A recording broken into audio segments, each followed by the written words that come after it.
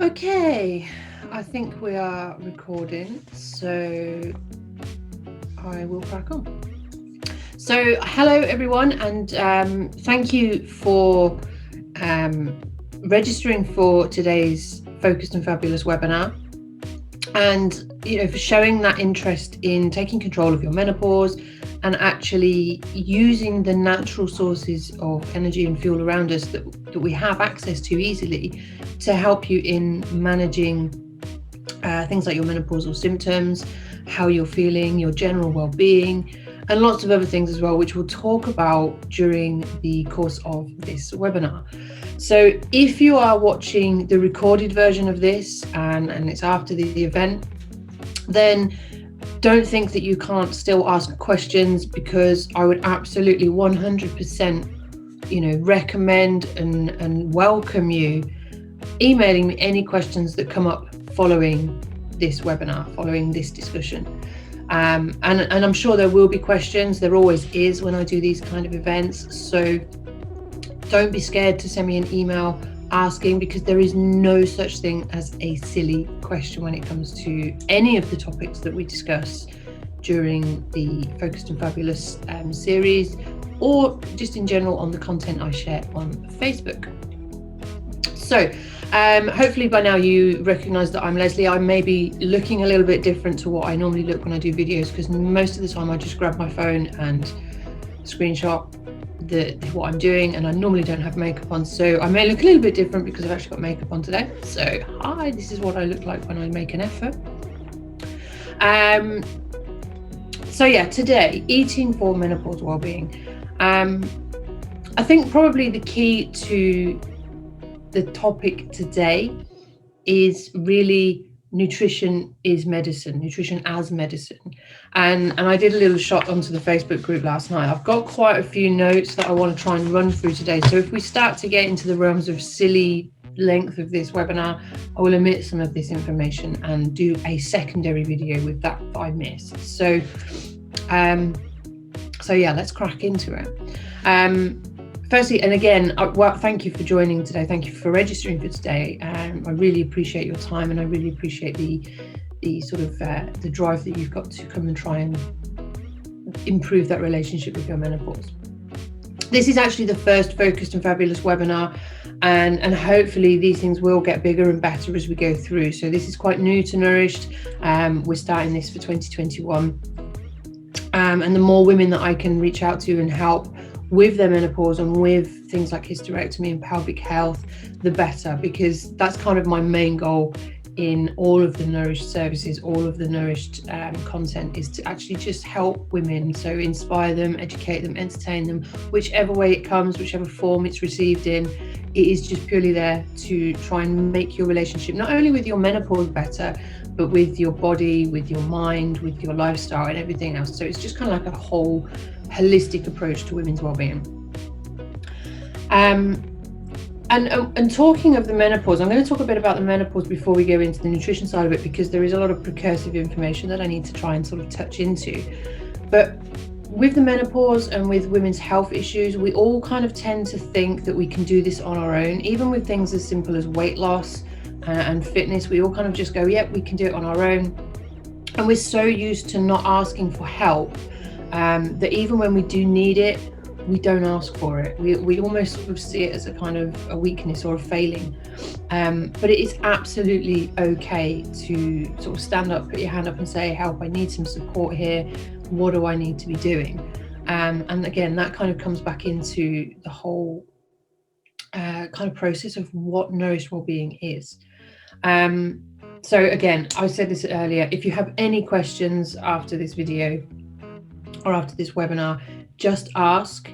And that still applies if you're watching this as a recording. Just email me, okay? I'll put my email at the end of this on a screenshot, okay? So today I want to address how food and nutrition can play a big role, a big factor in our menopause well-being and our symptoms. And we all think that once we start to experience things like hot flushes, night sweats, brain fog, all of these little things that are symbiotic, symbolistic of the menopause, we believe that there is very little that we can do in terms of helping to relieve those issues, other than just going straight to HRT. And HRT is another topic altogether, which is absolutely huge, and we won't go there today. But this belief is wrong. This belief that HRT is the only option is wrong. It's outdated, it's incorrect, and it's kind of misinformation, really. So the messaging around the menopause, it could do with a bit of a facelift, I suppose. And in today's modern society, we need to start addressing and changing how we perceive what the menopause is and what this time within our lives actually means for us. Essentially, we're still kind of living off the messaging that we've been told by our mothers and our grandmothers, but times have changed and things have moved on a lot since that message was being spoken. So we're still living with that past perception of what menopause means. And the World Health Organization, and we're all way too familiar with them at the moment, has called upon all healthcare providers, and that goes from sort of like your NHS level GPs, consultants and specialists, all the way down to even just fitness trainers and things like that. We all stand together in unity to help with epidemics of what they call epidemics of lifestyle related conditions. So these are things like obesity, diabetes, heart disease, Alzheimer's, these things that we hear about on the news, well, not so much now, but certainly it's sort of like precursive of the times we're in today. We heard about them a lot on the news and on the TV. But my question to that is, well, what about menopause? 50% of the world's population have to go through with menopause, and the other 50% have to deal with someone or, live with someone who's going through it. So that's a pretty big problem. That's a pretty big issue. But because it doesn't technically kill you, it's not a problem worth educating people on. And then that sparks another question with me, because the truth is, a mismanaged menopause carries many, many health risks, including obesity, heart disease, cognitive decline, aka Alzheimer's dementia, and osteoporosis, amongst many other things as well. So, they're the things that they're talking about, but they're not discussing the link between menopause and those things. And like, which of those sounds the least scariest? I would probably put my hand up and say, well, out of obesity, heart disease, cognitive decline and osteoporosis probably sounds the least scary. But even osteoporosis, it affects approximately 200 million women worldwide. 75% of all hip fractures occur in women, and 1 in 5 women do not receive a diagnosis of osteoporosis until after they've experienced their 3rd break or fracture. That sounds pretty bad. That sounds pretty epidemiological, whatever the word is. Epidemic level, should we just say. But no one seems to be talking about that because it's not as big an issue. Occasionally you might get someone talking about it, but it's not a thing that is really, the education is coming out there to women. So we've got a lot of false perceptions and false beliefs when it comes to the menopause. The thing is, bone health, bladder health, metabolic health, bowel health, brain health, heart health, breast health, they're all at risk at a poorly managed menopause. And every single one of those things I've just listed can be affected by your nutrition choices, good and bad. So you can start to see that nutrition has a very, very big part, a very big role to play in our menopausal well-being. And certainly for our life after menopause, post-menopausally, the health that we then maintain once we've gone beyond the menopause. Hippocrates said, let food be thy medicine and medicine be thy food. And he said it for good reason, because food can really reinstate and reinvigorate your health. So when you use foods for any purpose, for any goal, for any reason, food can be really, really, really effective and beneficial in helping you to feel better inside and out. So during the menopause, we all experience our symptoms differently, and we go from weight gain and bloating to hot flushes and brain fog, achy joints. Some women experience heart palpitations, which can be quite unnerving and scary if you aren't sure why it's happening or what to do about it. But as soon as we start to experience those, any of those symptoms, even just one or two of those symptoms that are typical of the menopause, we immediately conclude, this is it. This is the menopause. I'm there. This is how it goes. But I've spoken to many of my clients, many of my women that I've worked with over the last few years, certainly within the last 18 months or so, who didn't even realize that there was 3 stages of menopause. You've got perimenopause, menopause, and postmenopause. And when you start to explain and break things down, it's like you can see the light bulbs going off in people's head. But most of these symptoms tend to occur in perimenopause, which is before you've even got to menopause, what we technically term as menopause.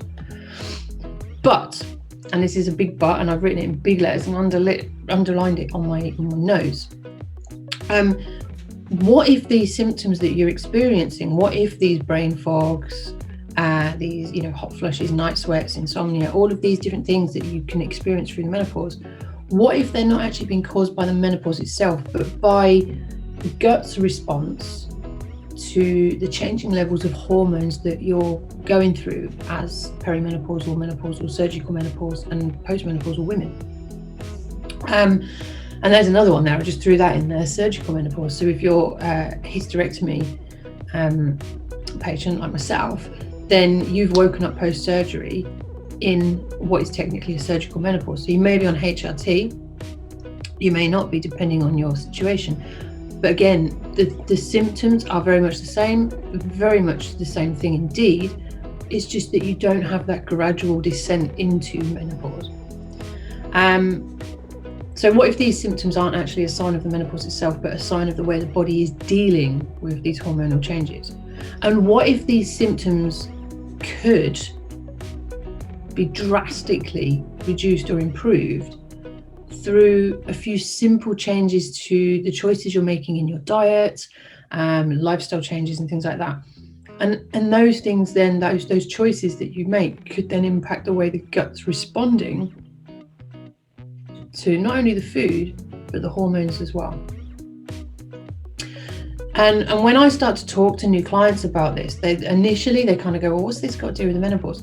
And it will all make sense, hopefully, by the end of this, that it's totally relevant. Because when I start with a new client, this is always where we start. We don't go straight in for the menopause. We kind of explore, we zoom out a little bit, and I'll touch on this in a second. We zoom out a little bit and look at other things that could be causing similar symptoms, because once we can strip that away, we can see the menopause. So one quick question for you. If you could reduce your night sweats and insomnia, if you could improve your brain fog, reduce the onset of mood swings, change how you feel with a few very simple changes in what you eat and how you eat, would you change? Would you make that change? Would you act upon that information? Because the truth is, nearly every single symptom associated with the menopause can be caused, not is necessarily caused, but can be caused by a very wide range of issues and conditions, including, and I'll just look down so I don't miss any here, blood sugar fluctuations, adrenal fatigue, thyroid dysfunction, dehydration, poor posture. Even sitting and standing poorly can incite some of these symptoms. General mood and life satisfaction, so if you're not feeling very happy at the moment, gut imbalance and leaky gut syndrome. Some of these symptoms are also signs of bigger issues like the early signs of heart disease and things like that, and constipation. constipation. So you've got a couple of really simple things in there, like posture, mood, dehydration, constipation. Some very, very simple things that people suffer with on a daily basis that could be causing a lot of these issues and symptoms that you're experiencing as menopause kicks in. So maybe instead of jumping straight to the menopause as the cause of all ills, we need to kind of step back and zoom out and look at the whole wider picture, look at the whole overall view of the lifestyle, and look at the whole person. So we're not just going menopause and then closing the book on it, because let's be frank, depending on your GP, when we go and see a GP and they say menopause or not menopause, and they give us our HRT or whatever we're taking, trying to then get a review of that, if you've got just a general practitioner, normal GP, can be very, very difficult. We are just kind of, that is what you are, that is what you need, that's the end of that, off you go. But we need to take that step back. We need to sort of look a little bit bigger than that and actually look at where those symptoms are coming from, looking for root cause rather than always just assuming that the menopause is the cause. And this is why when people start taking HRT, when people start doing like doctor advice type things for the menopause, they don't necessarily experience an improvement in those symptoms, because those symptoms are not necessarily coming from the menopause. They're coming from somewhere else. It just feels like the menopause. So we can do a lot of different things by looking at that whole person, looking at their lifestyle, looking at the bigger picture. Things like cutting out trigger foods, healing the gut balance and the gut microbiome, checking in with our stress levels, improving sleep quality and quantity, moving around, but moving efficiently and appropriately for our life stage. And all of these things are key sort of pieces of that bigger menopause management puzzle, but also medicinal foods. And I'll talk about that more in a moment. But the whole lifestyle is a big driver. The whole picture is a big driver for the menopause. And as the body ages, as the body changes, the hormones start to change. Obviously, we know this. The hormones start to change. Metabolism starts to slow down. Some of the bodily systems start to react to the reducing levels of estrogen, which, by the way, estrogen, it plays a role in over 400 different functions in the female body. And that's why we get all of these different symptoms, because as the estrogen starts to decline, the estrogen receptors all over the body, in the brain, in the organs, throughout the system, it starts to go, where's my estrogen? I need my estrogen. So estrogen's a huge, huge, huge impact in a much bigger way than we realise. But as all of these changes occur, we're kind of left in what many term as a hot mess, just wondering what the heck happened to us and why we feel this way and why we can't kind of buck that trend. And many of the clients, many of the women that I've worked with, many of the women that have been through either one-to-one coaching with me or been through the group coaching programs or been on other webinars. So even when I've done other webinars and just even in consultations, and so many women have said things to me that it breaks my heart, because they say things like they barely recognize themselves anymore. They look in the mirror and it just doesn't feel like they're looking at their own reflection. HRTs cause weight gain or other issues. They feel like a shadow of their former self. They don't feel true to themselves anymore. And it's heartbreaking, because this doesn't have to be the case. Menopause doesn't have to be like this, and we don't have to settle for that. We don't have to just kind of accept that this is life now. Because when we look at it from the outside looking in, the menopause, it sounds pretty bleak, I think, doesn't it? And that is exactly the reason why it is so bleak, because we believe it is going to be. We perceive that's what the menopause is like. So we just kind of believe that that's the case. I did a blog on this actually a little while ago, but in some parts of Asia, the only symptoms that women experience as part of their menopause is aching joints. They literally just get a little bit of joint ache, and that's it. No hot flushes, no waking up in the middle of the night, no brain fogs, no weight gain. Bless me, sorry. There's nothing else there. Japan, for example.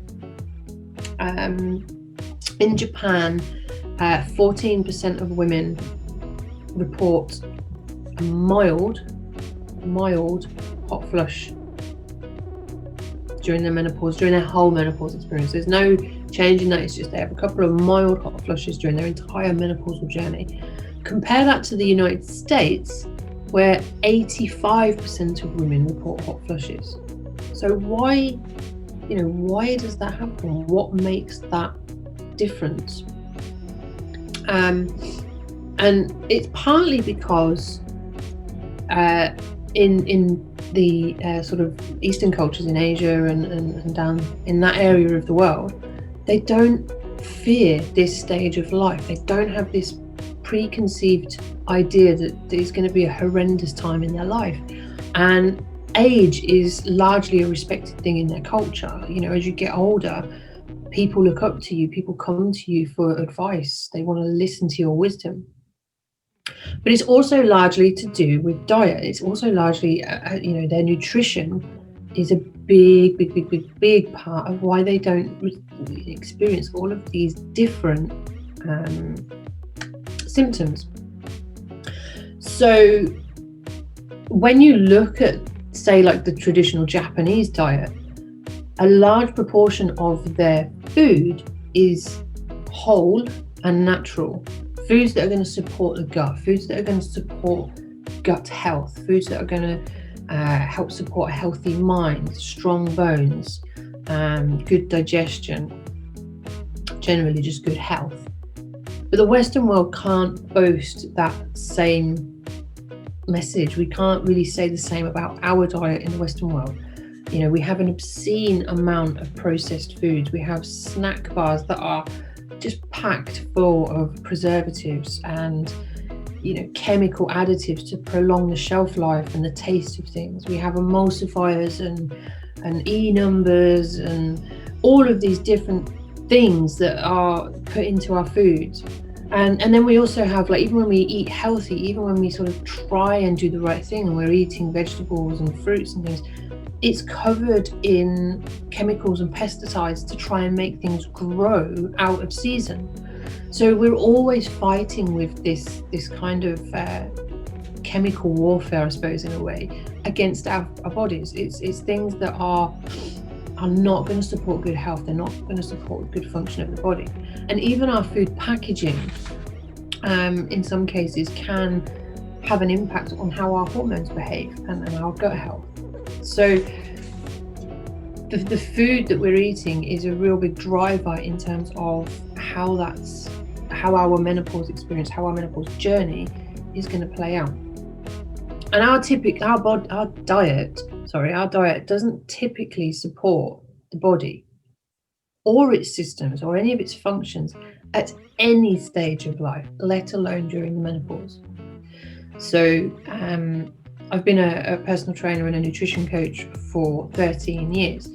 And in that 13 years, I have watched the population change shape literally from child up to adult.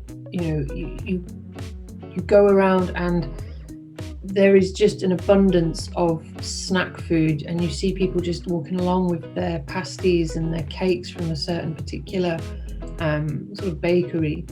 The fast food chains on every corner. It's driven into us so much now that we just kind of live this on-the-go lifestyle.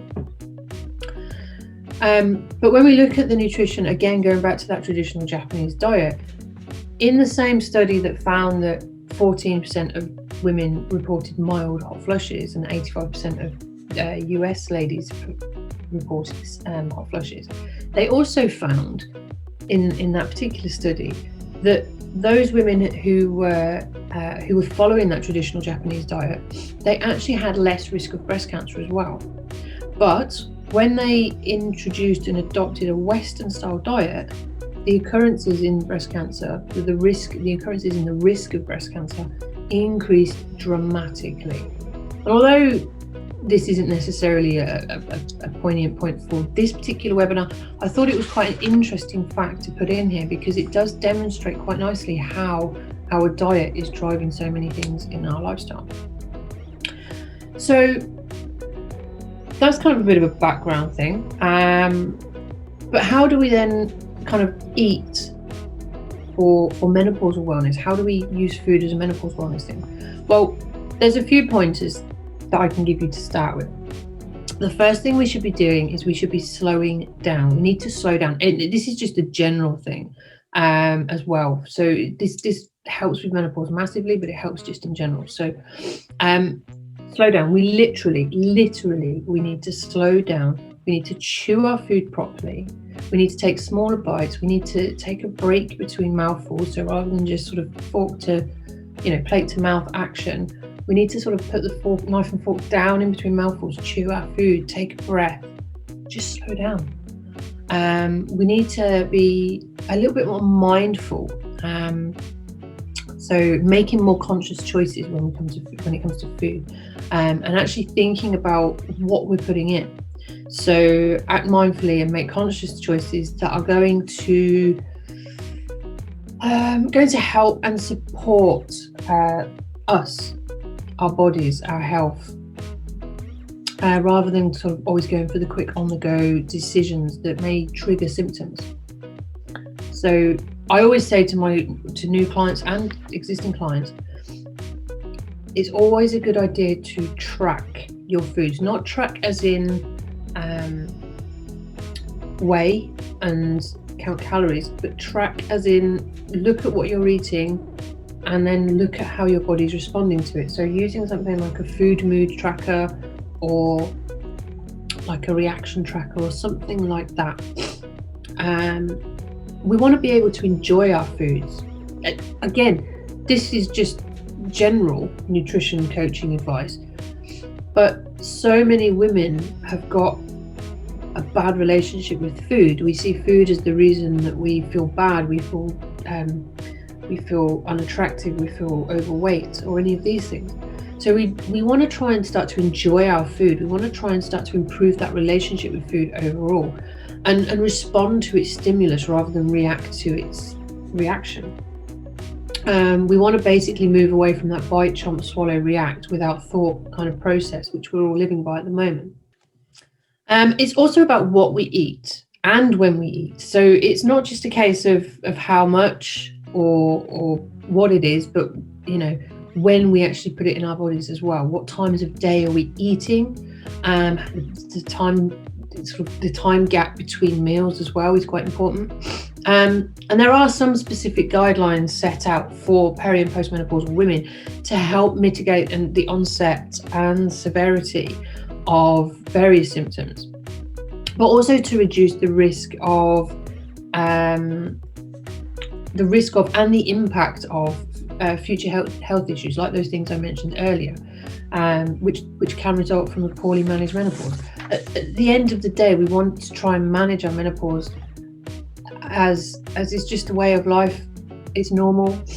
It's just a transitioning part of our life. We managed to survive puberty. Many of us managed to survive pregnancy. We sure as hell are going to survive menopause. We just need to do things a little bit differently and change the mindset, change the messaging. So,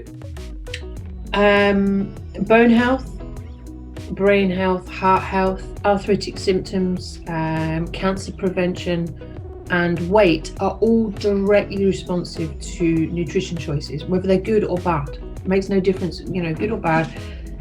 All of those particular things are directly responsive to what we put into our bodies. Many processed foods are to a degree carcinogenic, which is where a lot of the cancer risks come from. But also the content of macronutrients, so things like trans fats. Trans fats are toxic to the human body. They make us feel bad. Certain fats cause, sort of atherosclerosis. I can never say it. atherosclerosis. So that's the hardening of the arteries leading up to the heart, which again is where we go into things like heart disease, heart attack, things like that. So before we go on to talk about what foods help and hinder, it is important to say that nothing's going to change if the problems are deeply rooted within your gut rather than actually being a menopausal symptom. So as I said earlier, if the menopause symptoms are they're not necessarily directly related to the menopause, but how the gut is responding to the hormonal changes, then if we just address it as a menopausal problem, nothing's going to change. You're still going to have those symptoms because we've not gone down, we've not stepped back, zoomed out and looked at the wider picture. So as I said earlier, whenever I start with a new client, we nearly always start with the gut. Every single client virtually starts with their gut health, and we work through a sort of what's the word? Brain fog. we work through a process of cleansing and healing protocol. That's the word. We work through a cleansing and healing protocol that helps to repair and rebalance the gut before we start tackling the other symptoms. Primarily because, as I said, a lot of these symptoms are linked.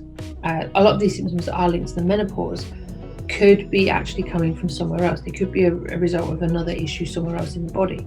So if we assume that they're menopausal and we treat them as menopausal and we don't seek out the root cause, nothing's changing, as I just said. And in most cases, with I'd say nearly all of my clients, these symptoms that they're experiencing reduce dramatically after this initial gut work, which just proves really that a lot of this is being exacerbated by our gut health. And once we've got to that point, once we've sort of got to that point where these symptoms are starting to reduce and we're feeling a bit better and we're a little bit more,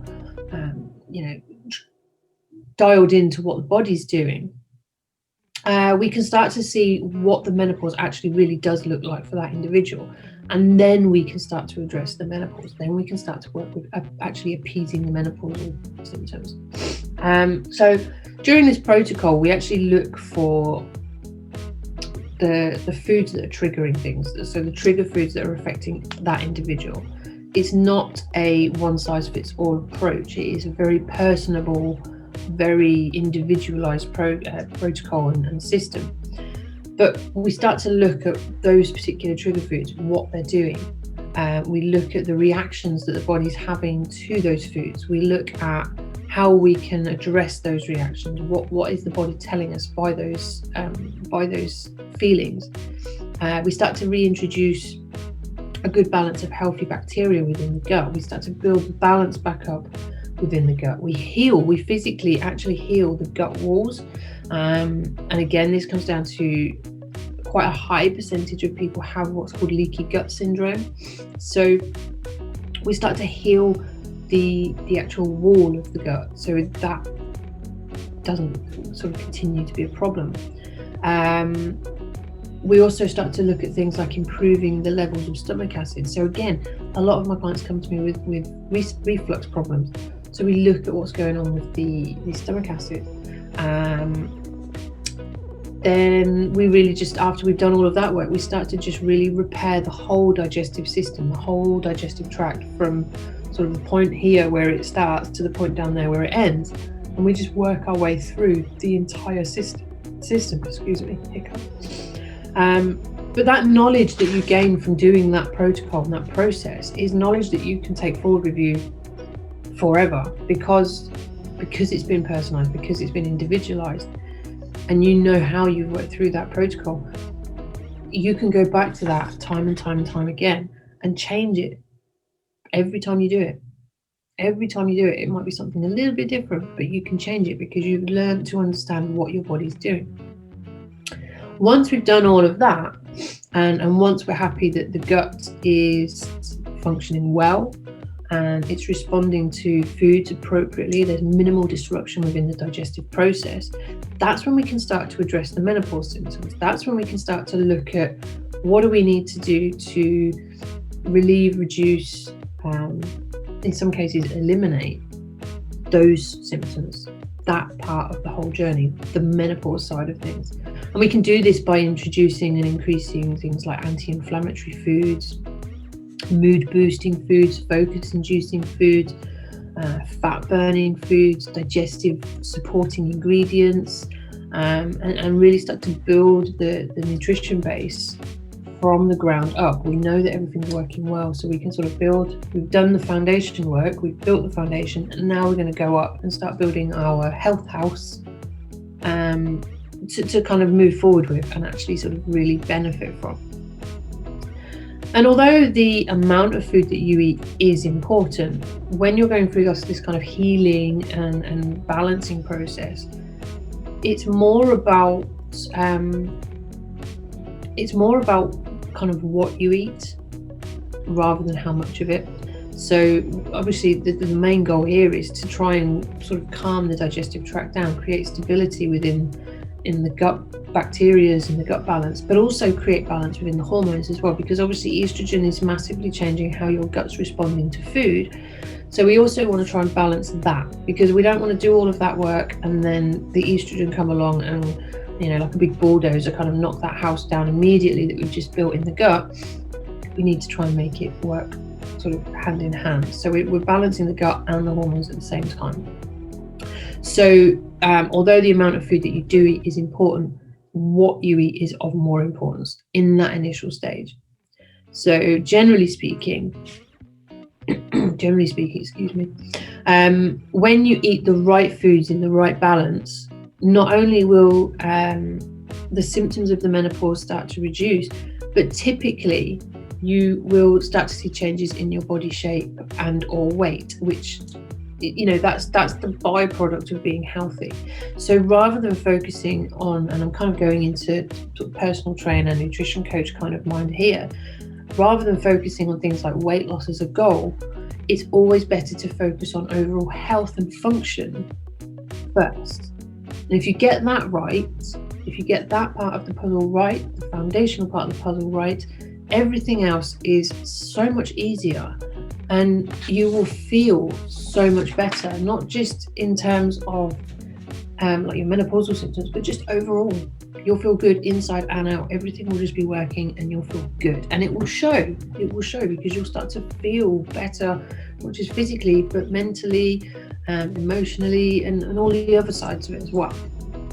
So what should you be eating? Big question is always, what should I be eating?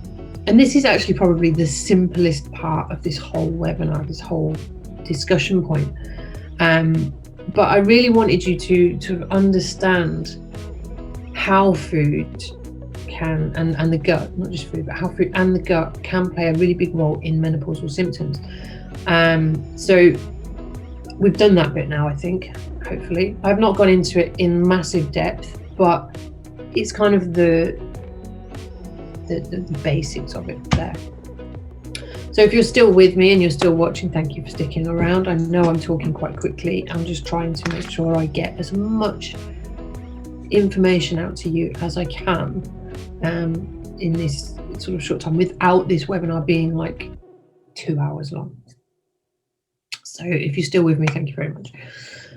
One of the biggest key things I always say to my clients is don't stress over your food. Don't get stressed over food, because stress has a knock-on impact on how your body digests, how your body functions, how your body feels. And stress also has a huge role in your hormonal balance as well, particularly your progesterone. So if you're stressed and you're increasing the amount of cortisol that your body's producing through stress, whether that's mental, physical, emotional, or any other way, physiological, there'll be an increase in cortisol production in your body, and that will steal from the production of progesterone. So basically, in order to make cortisol, the body skips the production of progesterone to make that stress hormone, which then gives you estrogen dominance in relation to progesterone, which is where a lot of symptoms start to come in. So we don't want to stress over our food. It's the one thing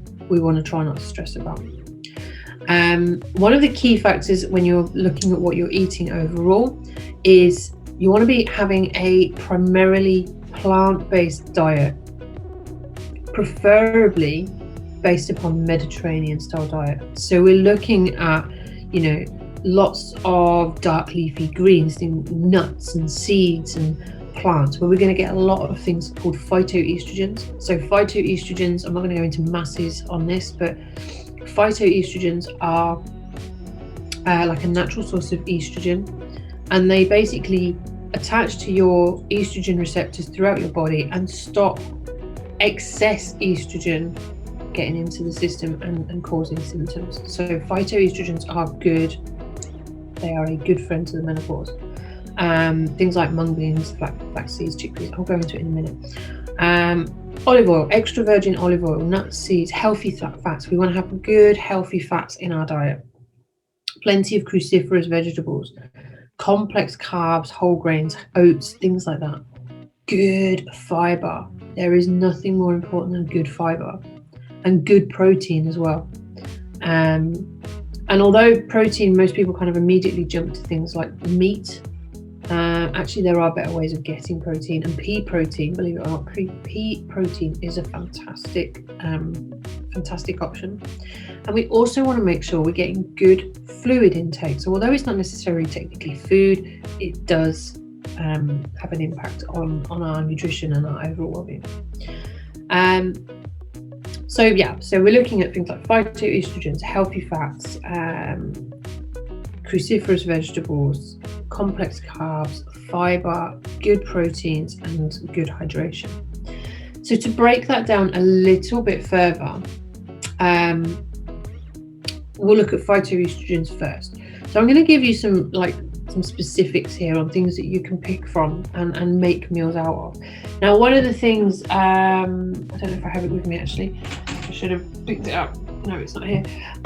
One of the things I have in my group menopause coaching program, I have a recipe book, and that's got loads of recipes in there. I think there's like over 80 recipes in there that are all menopause friendly, and they kind of pick from these groups to make good recipes that are going to support your body through menopause. So I've just explained obviously that phytoestrogens are like these natural sources of estrogen that are going to help to attach to your estrogen receptors to stop excess estrogen in your system from attaching to them, which is going to then reduce the onset of symptoms or the intensity of those symptoms at least. So where we can get phytoestrogens, again, we want to be going for foods that are whole and natural. This is where the best nutrients come from. So we got things like chickpeas, lentils, kidney beans, peas. Peas are awesome. Highly underestimated this little food, these little green pods of goodness. So you've got peas. Peas are good for protein as well. Garlic, onion, and leek. So these are the allium warriors, we call them in the nutrition industry. Allium warriors all have good phytoestrogen levels. Flax seeds, sesame seeds, sunflower seeds, and pumpkin seeds are all really, really high in phytoestrogens as well. Also, apples, plums, and cherries. Cherries are good. And then we can look at the sort of the family of vegetables as well. So we've got things like broccoli, celery, potatoes, and carrots, I think it is. Carrots. They're all really, really good for your phytoestrogens, getting your phytoestrogens in. So if you can kind of, make a meal out of some of those different ingredients. Like last night, for example, I had a vegetarian lentil and chickpea dal. So there was some good spinach in there, there was chickpeas in there was lentils in there, and it was a vegetarian based meal. So there was a lot of vegetables in there, and that would have been packed with these phytoestrogens because of the lentils, because of the chickpeas and that. And I think there wasn't kidney beans in it. But I'm not a vegetarian. I just don't eat meat all the time. Moving on from phytoestrogens, we'll take a look at healthy fats. Now, healthy fats build our sex hormones. They build our estrogen. They build our testosterone. They build our progesterone. So we need to have fat in our diet in order to help the creation of these hormones. But so many women do these kind of no-fat, low-fat diets, not really realizing the impact that it could be having on their overall menopausal well-being, perimenopause, postmenopausal well-being. It's just because, again, similar to what I said at the beginning, the messaging that we get is very much outdated and old, and it comes from these kind of messages of we shouldn't be eating fat. Fat causes heart attacks and this and that, and fat makes us fat, blah, blah, blah, blah. All of which are complete myth. But not having fat in your diet can have a lot of, it can actually give you a lot of symptoms. So things like if you've got dry skin, so many women in their menopause say they have dry skin. Lifeless hair, if your hair is just limp, if it's got no bounce to it whatsoever, if you suffer with fatigue, if you have depression or have depressive outbursts, if you experience joint pain, if you, again, this is another one that a lot of women talk to me about, vaginal atrophy and vaginal dryness, if that's something that you're suffering with, and also if you're having difficulties in losing weight. So any of those symptoms at all, dry skin, lifeless hair, fatigue, depression, joint pain, vaginal atrophy, vaginal dryness, difficulty losing weight, these are signs that you haven't got enough fat in your diet. You haven't got enough of the good fats in your diet, the healthy fats. So have a think really about how you're experiencing not just menopause, but how your body's responding to your diet generally. And if any of those symptoms are there, then it might be maybe have a look at what fats you're taking in. So we can increase our healthy fats with foods like Brazil nuts, almonds, walnuts, extra virgin olive oil, coconut oil. Again, the seed family are in here. So you've got things like flax seeds, sesame seeds, pumpkin seeds, sunflower seeds, tahini, almond butter, and oily fish. Oily fish, oily fish is such a good source of so many things. So things like salmon, mackerel, sardine. And to be quite honest, a lot of people would kind of think, oh, I've got to buy it fresh. I've got to have it fresh. No, you don't. Tinned fish, like that, tinned tuna, tinned salmon, tinned mackerel, tinned sardines, things like that, are actually better. They've preserved the sort of healthy fats that are within it. So tinned is absolutely fine, absolutely great, in fact. And it's much, much easier. I think most people I speak to, unless they're vegetarian or vegan, most people have got a tin of salmon or tuna or something like that in their cupboards. So crack it out and have it with your dinner. And flax seeds, just having a look at flax seeds, going back to them, flax seeds are good for things like hypertension, so high blood pressure, diabetes, fecal flora, and breast cancer. So again, if you're having issues with your bowel health and going to the toilet, flax seeds, diabetes, high blood pressure, flax seeds, breast cancer, flax seeds. And talking of bowel health, this is again certainly a problem for menopause, but definitely something that you need to try and avoid if you've had hysterectomy or prolapse issues at all. We need to make sure that we keep the bowel healthy, functioning well, so it's always kind of passing stools easily. Doesn't necessarily, like, a daily is ideal, but it doesn't have to be daily, as long as it's easily. You don't want to be straining, because obviously if you had a hysterectomy or prolapse repair or previous prolapse issues, then you don't want to be straining anyway, because you are putting that extra pressure down onto the pelvic floor, which could cause the prolapse. But if you're menopausal and you start straining and sort of having to push really, really, really hard to pass stool, then you are putting yourself at risk of prolapsing. So even if you've not had a hysterectomy or prolapse prior to menopause, if you start to have issues with your bowel health, then you need to get on top of that straight away, because you are putting yourself at risk of prolapse. This is largely because as we go to the menopause, obviously the typical way of looking at it is the body starting to dry up. We're losing fluidity of the body in the body, and it's that lack of lubrication and elasticity within the ligaments and in the support structures of the body, which actually allow things to start to descend. So it's not just there's no right particular cause of why this happens, why we prolapse, but we can certainly avoid it, or certainly take actions and steps to minimize our risk of it. So for bowel health, we're looking at obviously fiber. We need good fiber, whole grains, vegetables. Now there's two different types of fiber. You've got soluble and insoluble.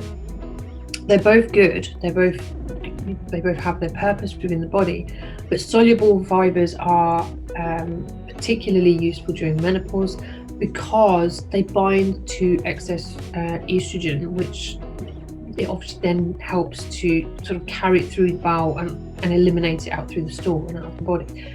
So if you've got an estrogen dominance, or you're really struggling with hormone balance, then making sure that your bowel function and your bowel health is good is also going to help to reduce the impact of those symptoms. So whole grains and vegetables tend to be insoluble, and things like oats, whole grain rice, beans, and some fruits tend to be soluble. So if we can make sure we get plenty of those in the diet, then that's going to help to eliminate excess estrogen from the body. Bran, obviously a lot of people go to bran for fiber. Now the problem with bran is it may interfere with calcium metabolism within the body, and obviously in menopause, if we're running the risk of obviously osteoporosis and bone weakening. So we want to make sure that our calcium metabolism is kept on point. So we may want to, you don't have to avoid bran completely, but it's not something that you want to be having daily or in high quantities, because it could interfere with that calcium metabolism, which could then obviously impact bone health. And also one of the things that it's become quite a sort of trend over the last couple of years is juicing. When we juice our fruits and vegetables to drink, we actually remove a lot of the fiber from them. So if you want to keep your fiber intake high, don't juice them. And I mentioned vegetarian meals. I had a vegetarian meal last night. If you are vegetarian, then if you eat a vegetarian diet, or mainly vegetarian diet, you actually lower the risk of breast cancer, because you actually improve the elimination of excess estrogen within the body. So there are some really good benefits to reducing your meat intake. The sad story is that alcohol and the menopause are not good friends. Alcohol can be very, very disruptive to your sleep, which a lot of the clients I've worked with, they kind of started their coaching with me saying, yep, I have like a glass of wine or two every night and get home from work, or when I finish work, and then I'm awake at 2 o'clock in the morning. So alcohol can be very disruptive to your sleep. It largely sends you into a sugar crash, and it's the crash in sugars that wakes you up around 2 a.m. So if you are drinking any kind of alcohols in the evening and you're finding that you're waking up, a good tip to try is just to not have alcohol for a couple of nights and see if you sleep through. And that will actually tell you if it's the alcohol and the sugar crash that's waking you up, or the menopause that's waking you up. 9 times out of 10, it's actually the alcohol. So alcohol is very disruptive to your sleep. It also causes hot flushes and can impact your hormone balance as well. So, it does actually play a big role within our hormones, within our body systems. Obviously, we all know that alcohol affects liver function, so I'm not going to go there. But it can instigate night sweats, it can instigate hot flushes, and it can affect hormone balance. One of the things I will say, and this is not related to food, one of the things I will say about night sweats though, if you are someone who actually experienced night sweats and you're waking up in the night sort of fanning yourself off and sweaty, actually consider if you wake up hot and sweaty or if you wake up and then become hot and sweaty, because again, 9 times out of 10 it's not the hot sweat or the night sweat that wakes you up, but it's the waking up that then triggers the hot sweat. So if we can improve the sort of the sleep quality, so we're not waking up, we'll actually reduce the night sweats. You can have alcohol though, going back to the alcohol point, you can have alcohol, but what I would suggest is that you kind of weigh up if it's worth it, and be mindful of what you're drinking, how it makes you feel, and how much you're drinking. So I'm not saying you can't have it, and that's one thing I will never say as a nutrition coach or anything. I will never say you cannot have, unless we're doing a particular elimination diet. But generally speaking, elimination diets we then reintroduce. So difference. We also want to try and introduce probiotics into the gut. So we want to try and rebuild the balance, rebuild the bacteria in the gut. Things like sauerkraut, kimchi, kombucha,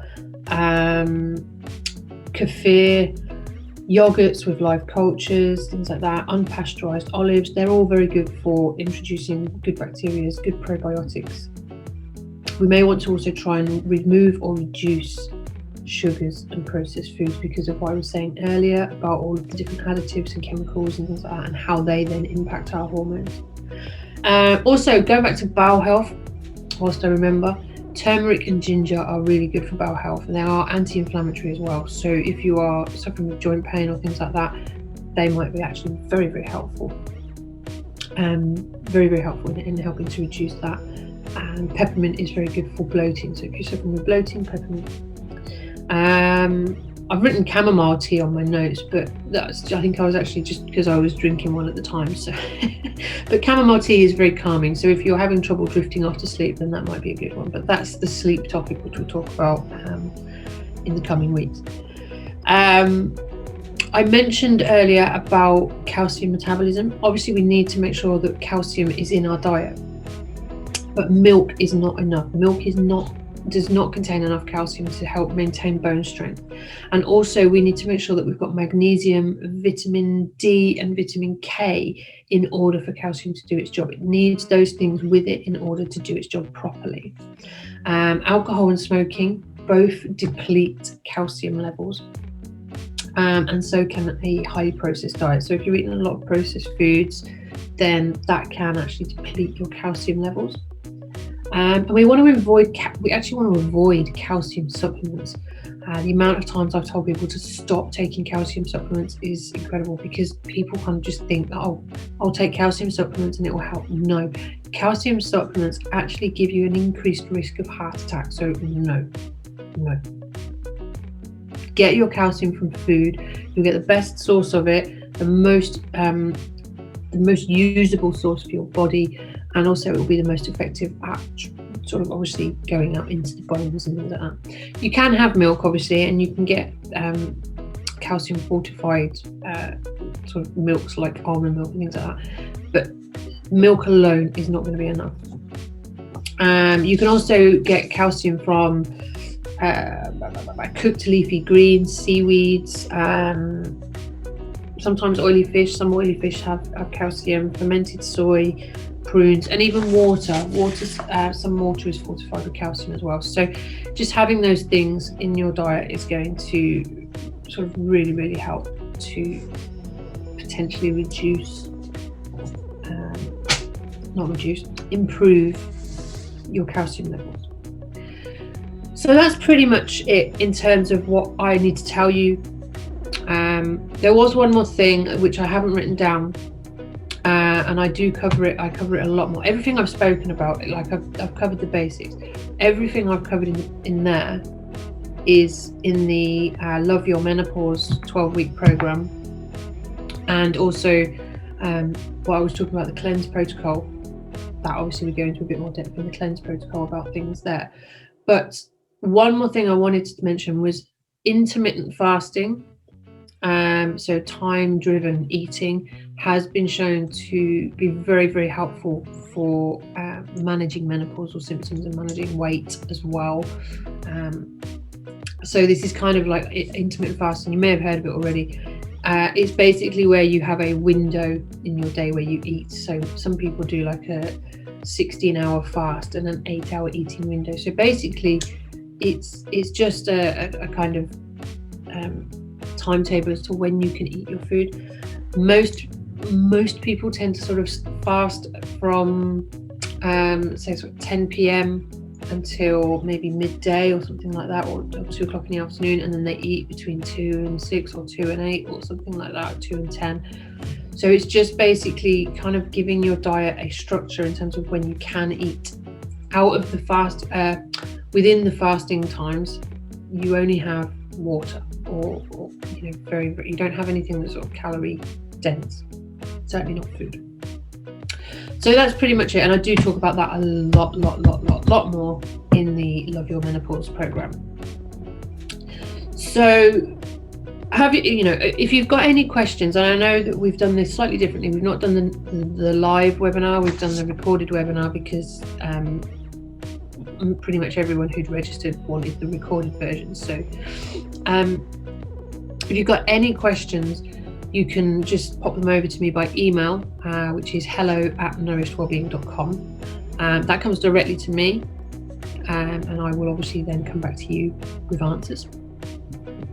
But yeah, that's pretty much it in terms of the information that I wanted to get out there today. I'm not entirely sure how long I've been talking for. I've not got a timer set on my video. But you know, any questions at all, please just send them over to me. I welcome them. I encourage them. You know, it's so great to sort of chat with you guys about different things and get your feedback and your information, and then I can sort of, if you're asking it, someone else's as well. It's just some people have got the confidence to come forward and ask the questions. No such thing as a silly question, so ask away. Now, before I do finish up, I just wanted to just give you a little bit of insight. If you're interested in, I spoke about the healing the gut and how the gut has a massive impact on the menopausal symptoms. Then if you're interested in actually talking more about the gut protocol that I use, the cleansing protocol, the repairing protocol that I use, I'm actually running the program called The Cleanse, which is exactly what it is, from the 18th of January. It's a 4-week cleanse, but the program is 6 weeks. So basically you have a week of preparation and then 4 weeks of the program. 6 weeks of the program, sorry. So that goes into a lot more depth in terms of the information. We look at your, like I said, we look at your trigger foods. We look at your reactions. We look at why you're reacting, what kind of foods need to be withdrawn, how to reintroduce food. So if you're interested in doing that particular protocol on its own as a group online program, then more than happy to offer you as a webinar member registrant £10 off that. So instead of being $39.99, it's $29.99. And also I'm going to email you with this video, I'm going to email you another offer, which is for the Love Your Menopause program. So this is the full version, and in here it is literally just non-stop fun and information. So We actually start this on the 18th of January as well. Both this and the cleanse start on the 18th of January. And that's because the first 6 weeks of this actually include the cleanse as well as other things. But also what you get in the Love Your Menopause program is you get specific coaching, you get movement classes which are specific for the menopause. You get lots and lots and lots of other general information about the menopause. And in here, you'll also get a recipe book with I think it's about 80 recipes that are all menopause friendly recipes. But there's lots and lots of information in there. And what I'm going to do is I'm going to chuck a special offer to you guys, only to you guys because you've been on the webinar. I'm going to chuck a special offer out to you. 2021 is going to be there's going to be a bit of a strange start to the year. Everything has to be online, obviously, because of this way we're living life at the moment. So we might as well put that time to good use, and if we can, actually sort of heal and repair the body and come out of it on the other side feeling much, much better, much, much stronger. One thing I will say about the cleanse, I actually created the cleanse as my part of my hysterectomy recovery. So if you've had a hysterectomy, which I know some of you have, then all of the anesthetic, the antibiotics, the painkillers, the laxatives, all of those things that you've had to take during your recovery will have really, really damaged your gut microbiota. So this is going to potentially lead to certain reactions to food and food sensitivities. So I actually created the cleanse in order to rebalance my gut after hysterectomy. And it worked so well. When I started talking to people about it, that's when it became a program because other people wanted to know more. So if you have had a hysterectomy, then that's really, really useful and an effective program to kind of bring your gut back to good health afterwards. But also just, as a menopausal thing as well. So I think that's pretty much it. But I'll email you the information for the cleanse offer and the Love Your Menopause offer for you guys only. And then obviously if you want to come ahead and join, you can join online, you can register online. We get started on the 18th of January. The cleanse has a Facebook page, a Facebook group, which will open on the 11th of January, but you can join right up until the 17th if you want to. But anyway, enough of that. I hope you found this information useful and interesting. I'd love to hear your feedback. So if you've got any questions, comments, or feedback or anything else, then just drop me an email. I'd love to hear it, and I'd love to just have a chat with you guys. Your feedback obviously helps me continually improve what I'm putting out there. So I do hope that you found it useful and interesting. I'm going to stop blabbering on now and let you get on with your day. So have a fantastic evening. And I will hopefully speak to you again soon. Take care.